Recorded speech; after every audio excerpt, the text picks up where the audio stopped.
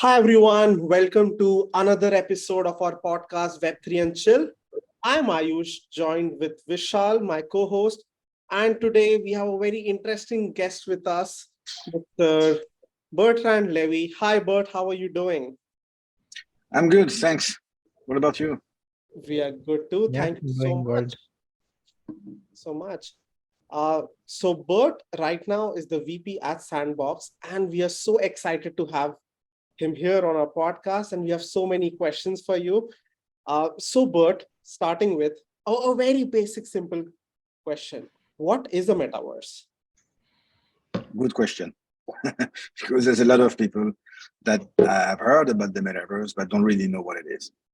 And so the way we see it at the sandbox, at least, is like a virtual world um, combined by more than 166,000 different lands, and it's all 3D.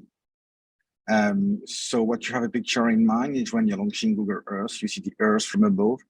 It's kind of the same. When launching the sandbox.game, you see the whole map of those 166,000 different lands. I would say the first goal of the sandbox is probably user-generated content platform first. Is like give the power to the users by asking them you can come, you can buy a land. What you're going to get is a piece of ground with grass on it. There's nothing. So you need to create something cool to attract people. And in order to do so, we have created two tools, very intuitive and no code. The first one is called a Vox Edit, which is basically designed for dummies. So I give you an example. You take 1 square, 4 round, and at the end you will have a car. You customize it so it won't look like another one. And once you're happy with what you see on the screen, you have a button create, you push it, and it will automatically create an asset. That is an NFT. So you can say, as a creator, as a landowner, I just create a nice car. I want to create, let's say, 100 copies of those and sell each one for like $50. And then you can earn money out of it. Then as an end user, also the first thing that you will need to do in a sandbox is create like your digital double through an avatar. And you can create this avatar and be whatever who you want to be into the virtual world. So that's basically what is a metaverse for us, is having like people coming, create their avatars, explore what's happening into those 166,000 lands, discover, play, earn, create. So it's a lot about creativity and experiences. On top of that, there's a social element. So your avatars can come, but then you can also interact with each other, talk to each other, do things together. So it at the end it looks more or less like a social platform, 3D with avatars, but you can create and earn money out of it. Got it, got it. So I have a question on this. So when Metaverse came, it became a big buzzword. Facebook renamed itself to Meta, and people started talking about it. And then slowly the trend went maybe downhill. And I remember there was this popular report, or rather a screenshot of a report, which was roaming around social media saying, Mark Zuckerberg's Metaverse is a lonely place. There is no one inside that. On Mhm. that, what are your point of view? What are the key challenges today which are not letting metaverse be a mainstream, or what is the barrier today for a metaverse not having billions of daily active user, and when do you see that happening? So yes, there's been a lot of good buzz in 2021 and end of 2021 or 2022, there will be bad buzz. So you're right. And the bad buzz came like, there's no one here. So the metaverse is something that we talk, but it's going to come in the future. So our platform is not open to the public yet. So we had what we call the alpha version, so seasons before we're going to fully open. We had a season 1, season 2, and season 3, and there's going to be a season 4. And without being open to the public, we have 4.5 million users. The last alpha season, so the season 3, lasts for more than a month. And during that month, we had over 17 million visits into the season. They were the most popular one, had more than 700,000 people in it, because there was 98 different experiences. So in one experiences, there were more than 700,000 people. And the good KPI also to have in mind is during a session, the average spend time was 1 hour and 20 minutes. And in every experience, it was That's 20 to almost like a 30. feature movie. Yes. And every experience is like 20 to 30 minutes. So like into the Gucci experience or into the Rabbids experience from Ubisoft, it was so the players, the users, so it's gamification. That's why I call the players spend like 20 to 30 minutes. So where as a brand or an IP owner, you're struggling to on TikTok or on Instagram to have 4 or 5 seconds of people watching. Now it's an immersive world where people spend 20 to 30 minutes.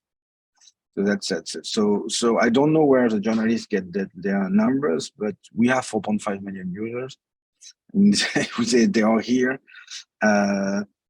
We made $180 million last year of income.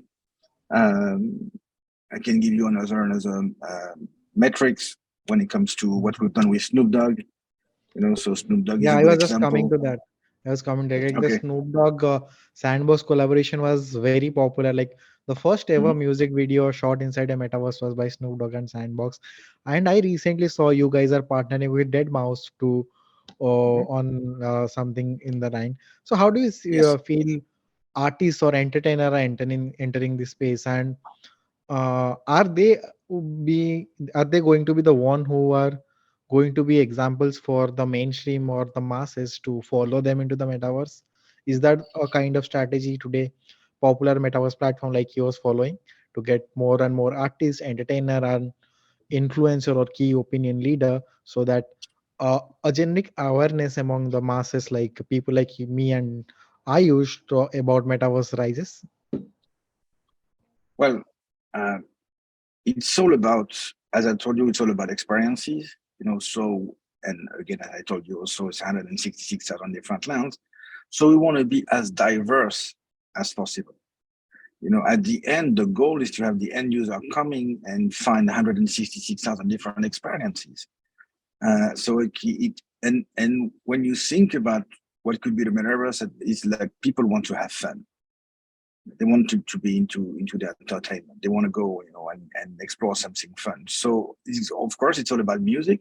So as you mentioned, we have Snoop Dogg, we have Dead Mouse, Steve Aoki, Jamiroquai, a bunch of artists. We also have like Lionsgate. When it comes to cinema, with 9 different IPs. So we are now open Rambo, Expendable, Hellboy. So a lot of IPs. We have Ubisoft with Rabbit as the first step.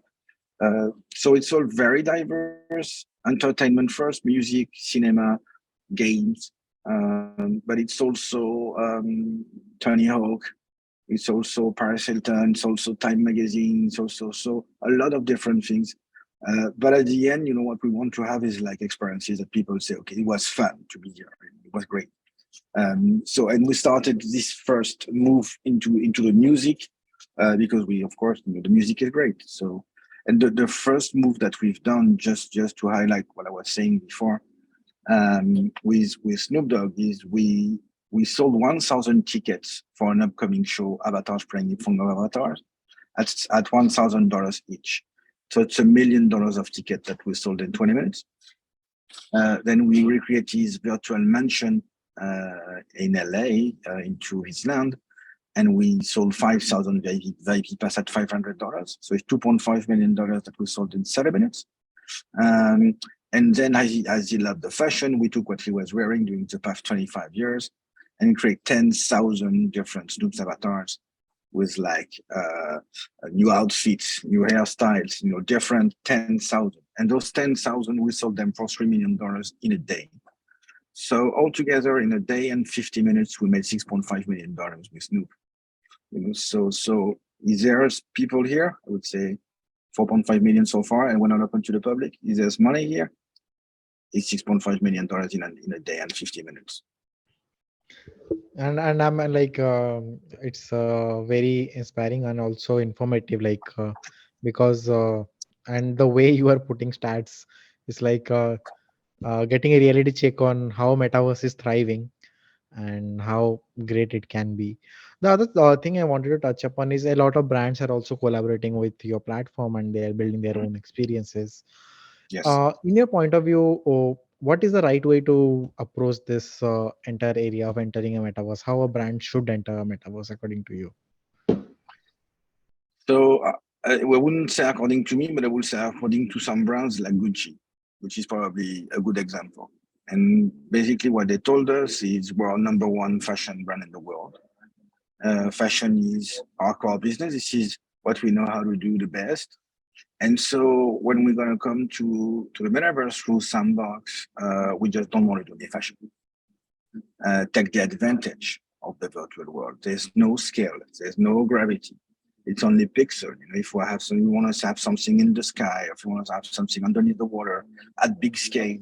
You know, we've seen that in some concerts in Fortnite when we have like Travis Scott was crazy big. You know, we can do whatever we want. So let's be creative.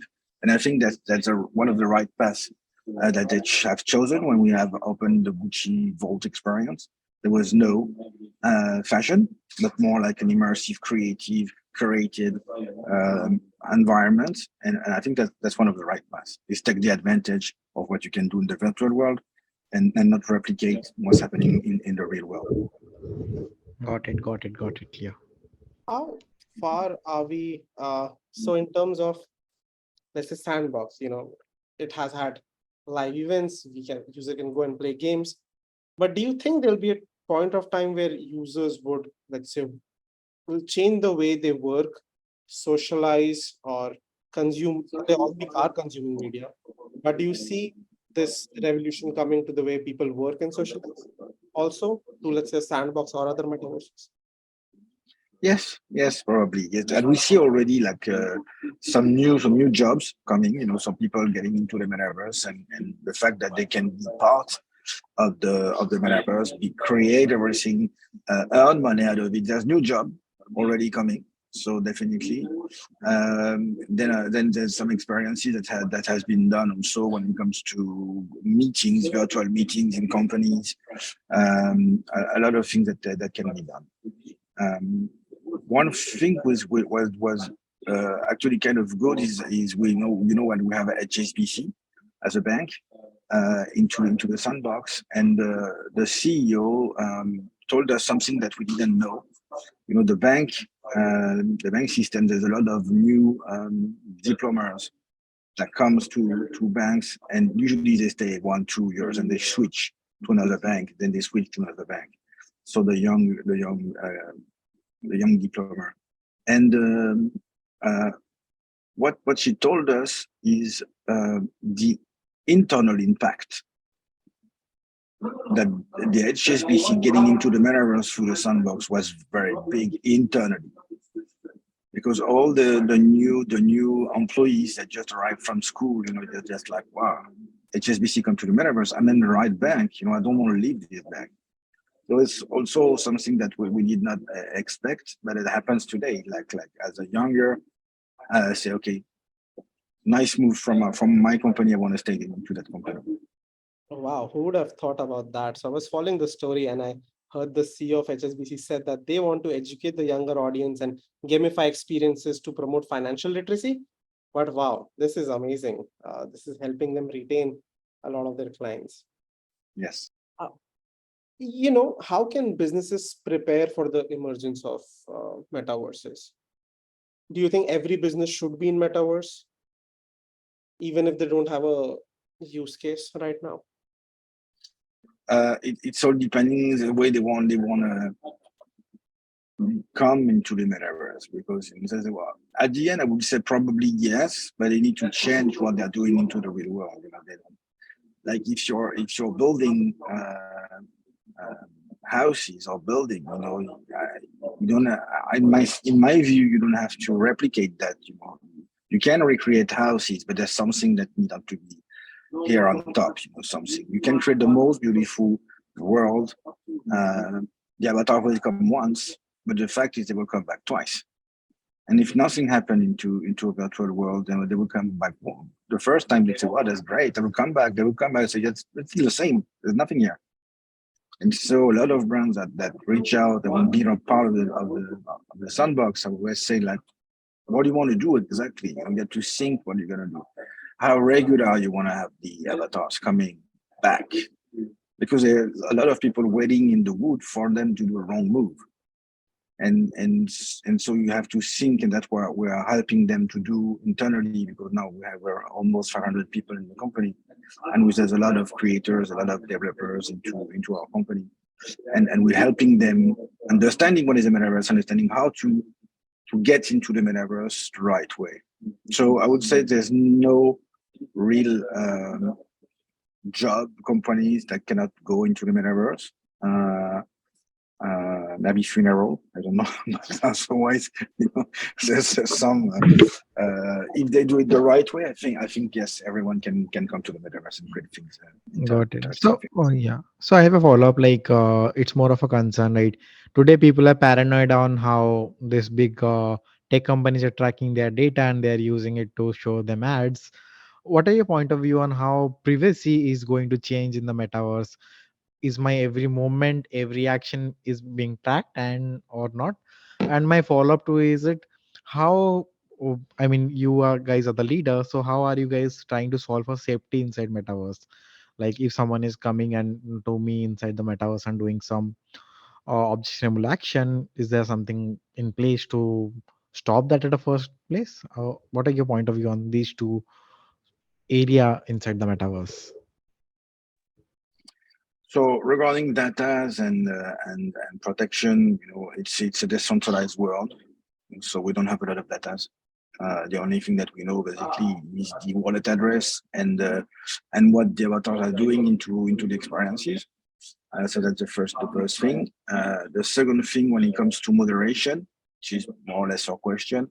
So we hired a company called Web Help that assigned 12,000 people in order to check what's happening into the metaverse when they talk, when they behave. Because I can pretend to be 16, so as an avatar, and talk to people who are 16 or 18 years old, and in fact not being 16. So it's easy as an avatar. So we're very cautious about that, of course. And also we hold like copyrights IPs like Smurf or Care Bears or Rabbits or so as a creator I can take the Vox edit, so the tool that I told you about, very very intuitive, and create my own Smurf, but it's copyright infringement, so when I want to publish it, there's going to be moderators, so you can do it. So very very cautious about that, of course, because a lot of people will look what we're doing, so we're very cautious.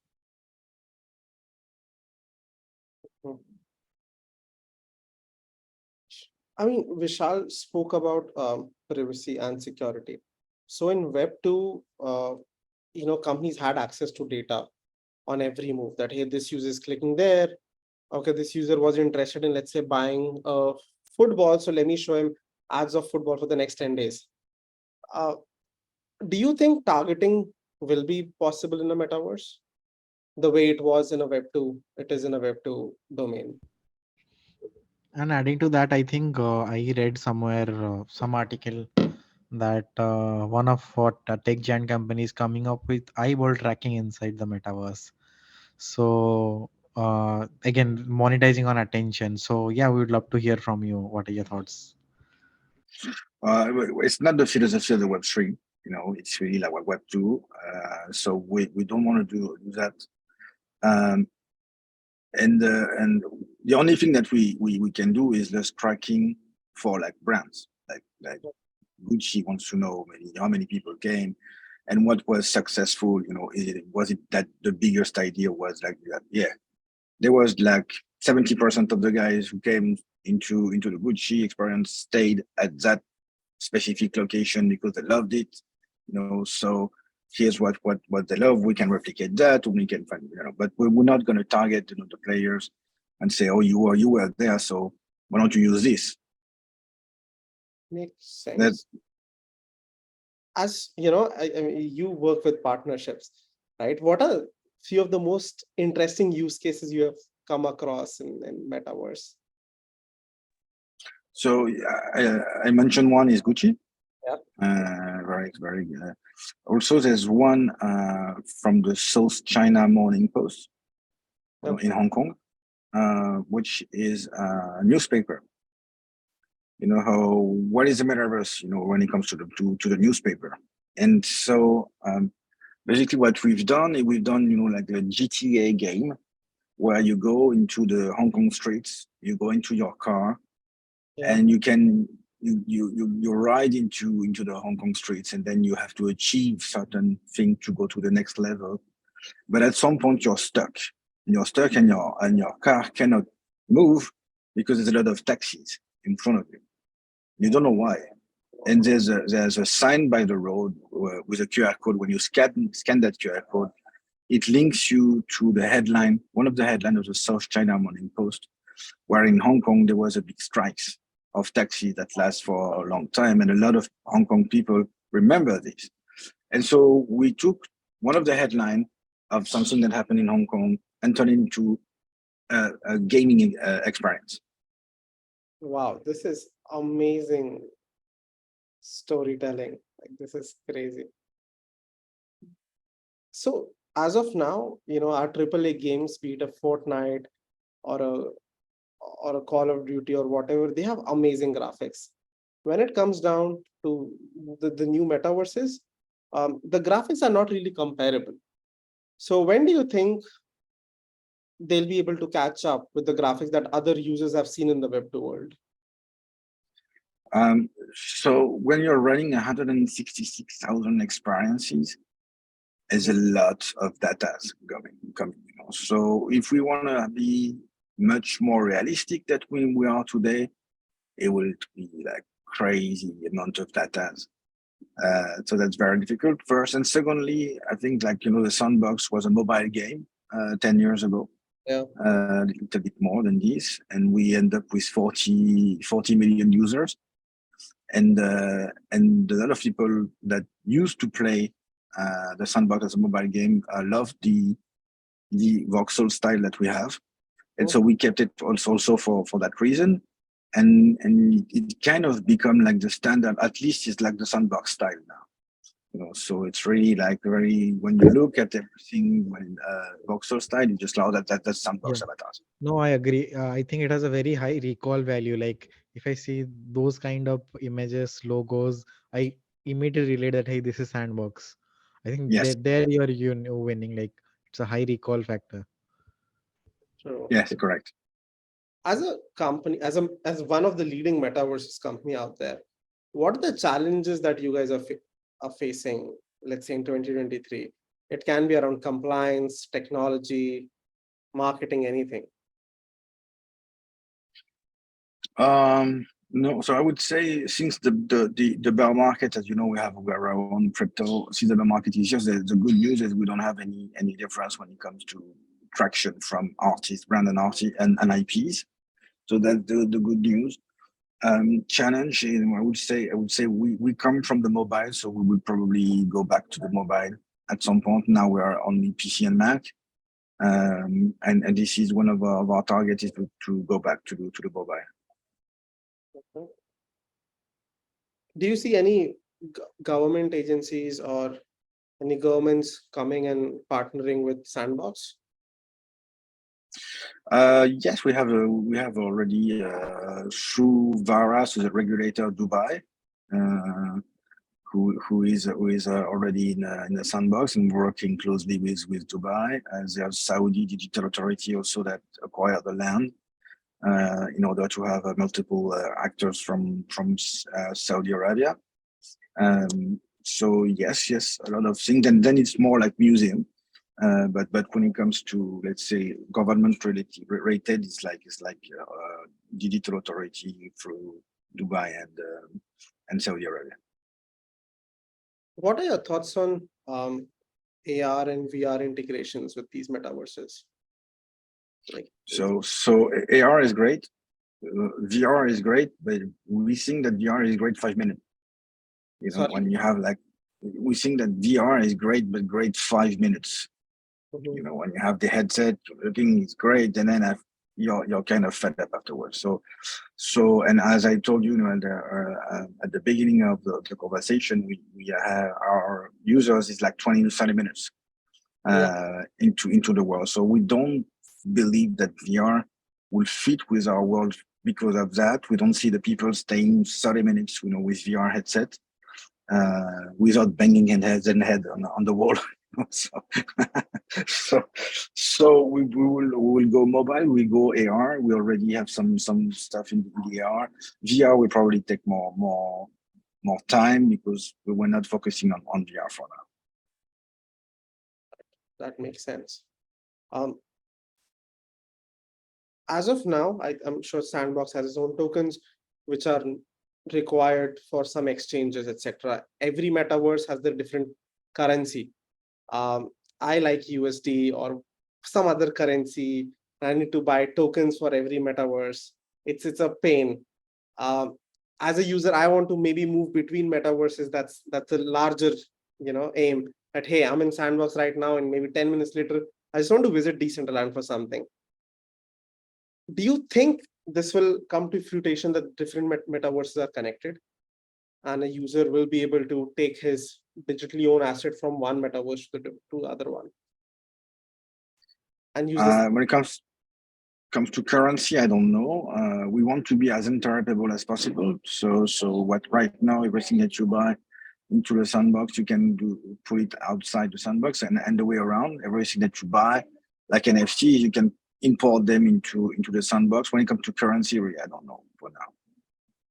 Oh well, that's really interesting. But I'm sure, in the end, everybody want all the metaverses to be connected, so that nobody's switching tabs to go from one metaverse to the other.